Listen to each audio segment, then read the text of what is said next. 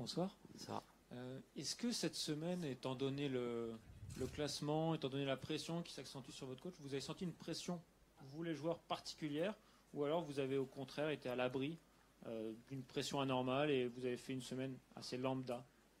Comment vous, au sein du groupe, vous l'avez vécu cette semaine? Non, on l'a vécu normalement.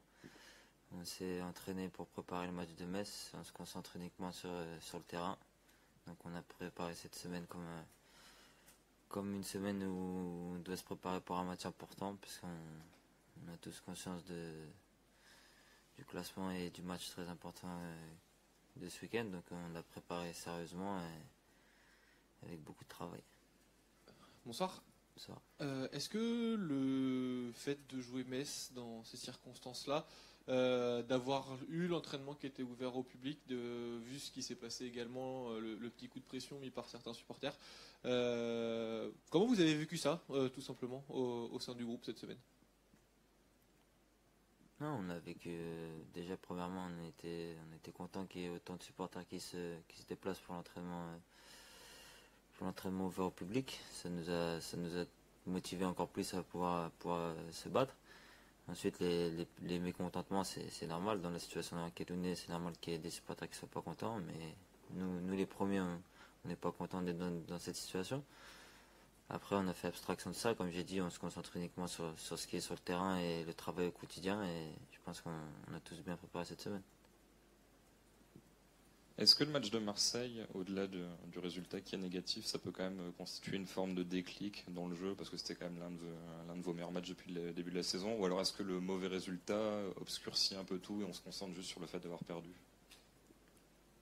Non, c'est vrai qu'on a fait un bon match contre Marseille. Après, les 3 points sont les plus importants, mais on a une idée de jeu et c'est sûr qu'on va s'appuyer sur ce match-là pour essayer de reproduire tout ce qu'on a bien fait durant ce match, mais aussi les petites erreurs qui fait qu'on n'a pas gagné ce match. Bonsoir Yacine, tu n'es pas forcément un numéro 10 naturel, de mémoire. Bissouma n'est pas forcément un arrière droit. Thiago Maia n'est pas forcément un arrière gauche. Amadou n'est pas forcément un arrière central. Pépé n'est pas forcément un avant-centre. Est-ce que tu peux comprendre que nous, la presse, on se pose des questions sur qui joue où et comment? Vous savez, depuis que je pratique le football, j'ai jamais vu un entraîneur autant axé sur le détail et sur la performance de chaque joueur. Je ne sais combien de vidéos il a regardé avant de pouvoir faire ses équipes et avant de pouvoir mettre les joueurs sur la feuille de match. Donc s'il y a bien un truc où le coach maîtrise, c'est bien sûr ses joueurs. Ensuite, chacun a le droit de donner son opinion. C'est facile de pointer du doigt ce genre de choses quand ça ne gagne pas, mais si on gagnait le match, je pense que personne ne poserait ce genre de questions. Ça veut dire qu'aujourd'hui, tout le groupe fait pleinement confiance au choix de Marcelo Bielsa? Bien sûr. On connaît tous la qualité du coach et réputé mondialement. C'est pas parce que on n'a pas les résultats qu'on va remettre en cause ses méthodes. On est tous à 100% derrière le coach et ça ne changera pas. Pour revenir à ton cas personnel, Yacine, excuse-moi, mais systématiquement, à la 75e minute, Marcelo Bielsa te sort. Vu de la tribune, on a l'impression que tu fais un peu la gueule. Est-ce que c'est le cas ou est-ce que tu comprends les choix de te faire sortir à la 75e minute? C'est normal de faire la gueule quand on sort du terrain. Je suis un compétiteur. Je veux jouer tous les matchs entiers. Donc c'est tout à fait normal d'avoir une réaction telle quelle. Mais ensuite, en discutant avec le coach et avec tout ce qu'il me demande, c'est vrai que par la 75e minute, je commence un peu à lever le pied. Et comme on sait que le coach est très exigeant et qu'il veut toujours qu'on soit à 100%, si je baisse un peu le pied, c'est normal qu'un coéquipier doit me remplacer. Donc sur le coup, c'est normal que je fasse la gueule parce que je suis un compétiteur, mais c'est le coach qui décide, il n'y a aucun problème. Alors, je vais rebondir sur ma question, Yacine. Lorsque le Paris Saint-Germain vient à Lille, il y a 6-7 joueurs qui répondent. Bien sûr, ils sont tellement forts qu'ils peuvent répondre. Au LOSC, le dernier match, un seul francophone est venu répondre. Est-ce que ça vous pèse de répondre à la presse? Non, pas du tout. C'était juste une soirée où il y a eu beaucoup de frustration par rapport au match, où on pensait tous ne pas mériter ce qui s'était passé. Donc je comprends que mes coéquipiers n'ont pas voulu s'arrêter à la presse, mais il n'y a aucun problème. Bon, vu de l'extérieur, on se dit tous que ce match, c'est le match de la peur, le match de dimanche entre Metz et Lille, entre le dernier et l'avant-dernier. Metz qui vient en plus de changer d'entraîneur, qui de son côté non plus n'a pas le choix. Comment vous l'abordez cette rencontre? Est-ce que vous l'abordez sereinement ou est-ce que au contraire vous sentez un peu que s'il n'y a pas de victoire dimanche là, ça peut marquer un tournant négatif dans la saison? Non, on sait tous que c'est un match capital. Au-delà du fait que ce soit Metz les derniers, on est totalement en manque de points. Donc on sait que ce sera un match capital. Et comme j'ai dit, on a tout fait pour le préparer dans les meilleures des manières. Faut pas non plus faire le match avant. Donc il y a un peu de sérénité, mais il y a beaucoup de concentration et on va tout mettre en œuvre pour gagner ce match. Dans le vestiaire, vous vous dites pas, il y a un peu le feu au lac? Non, c'est très bien qu'on est dans une mauvaise situation et qu'on est en manque de points. Mais il faut pas non plus s'exciter et mal analyser les choses. Il faut savoir garder son calme et pouvoir enchaîner avec une victoire dès dimanche.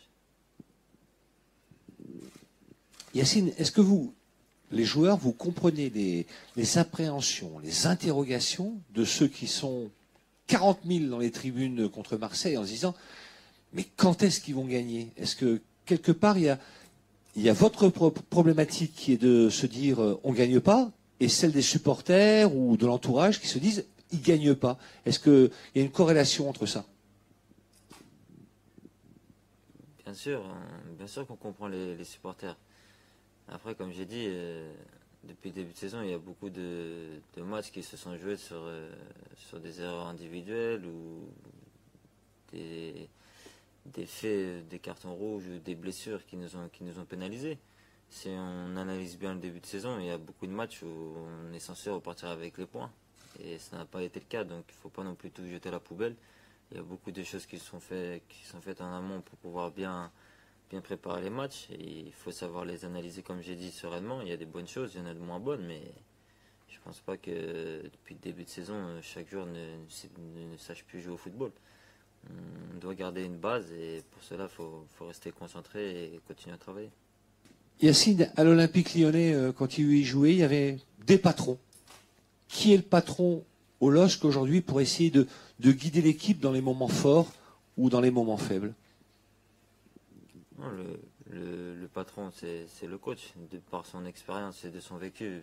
Il nous inculque des choses au quotidien qui font que chaque joueur progresse autant footballistiquement qu'humainement. Après, c'est vrai que dans le vestiaire, il y a Ibrahim Amadou, il y a Mike Maignan, il y a moi-même. Même si on n'a pas une grande expérience en termes de vécu, on a quand même cette petite expérience qui fait qu'on peut discuter avec les joueurs. Après, bien sûr, on est un groupe jeune, on est l'équipe la plus jeune d'Europe, je crois. Donc, il ne va pas y avoir non plus un tas d'expérience dans cette équipe, mais l'expérience ne fait pas tout, même si, bien sûr, ça fait du bien dans les moments un peu plus chauds, mais il faut savoir se servir de cette expérience pour emmagasiner justement de l'expérience afin de sortir de cette spirale. C'est quoi les consignes du coach?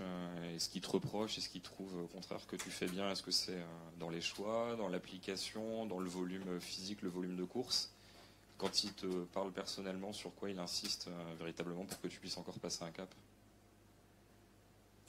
Bon, il y a beaucoup de choses. Il y a beaucoup de choses. Je suis un jeune joueur, il me demande beaucoup d'efforts. Je pense que depuis qu'il est à la tête de l'équipe, j'estime avoir déjà beaucoup progressé, déjà en termes de volume. Après, bien sûr, notre jeu demande beaucoup d'intensité, donc il y a des moments où on perd peut-être un peu de lucidité, moi le premier. Donc j'ai encore à travailler dans ce point-là.